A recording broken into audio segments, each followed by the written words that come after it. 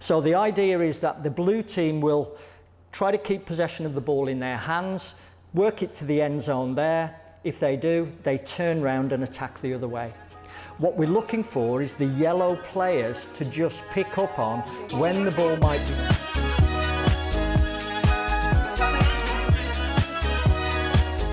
My name is Pete Sturgess. I'm the national lead for the foundation phase, and we're going to look at a session for the introduction of intercepting, which is becoming more a feature of the modern game. So we're going to look how we might introduce this for young players in the foundation phase. When the players are quite young, what we want them to do is to begin to notice when players might be looking to pass the ball to somebody else.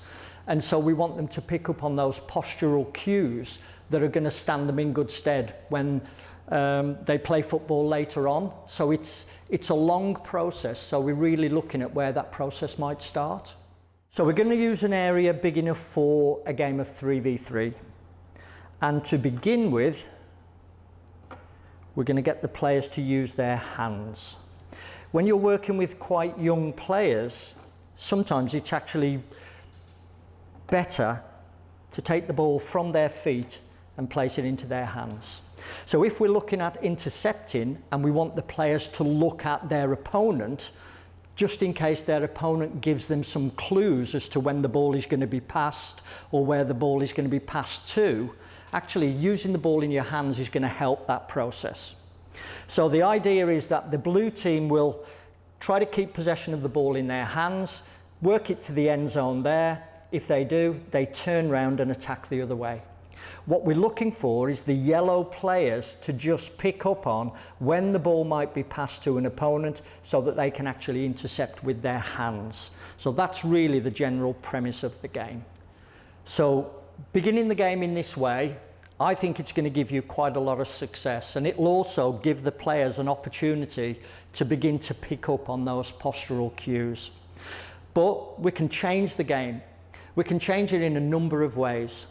If we want to include the goalkeeper, which we do try to include in as many practices as possible, it's a great way to get the goalkeeper involved, and it also changes the way that the ball is passed with the hands to each player. So the idea is that blues still play yellows, but when the opportunity arises, the ball can now be passed to the goalkeeper. And this can be intercepted by the players, but it also gives the goalkeeper lots of opportunities to take the ball in different ways as though they were actually saving shots. It also works on their distribution, so we get the goalkeeper actually throwing the ball to whichever team's in possession in different ways as well. So that's one progression. Another one might be that the ball can only be passed with a chest pass.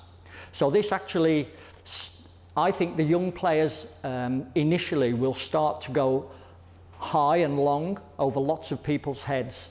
That's great, and it will involve some intercepting.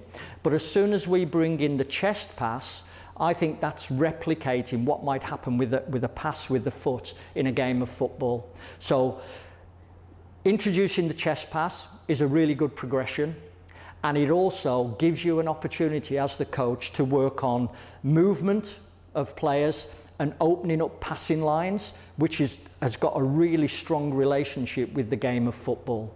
So we've started off in a really simple way using handball, and then we've added one or two progressions, one with the goalkeeper, one with the chest pass, that will just challenge your players in slightly different ways.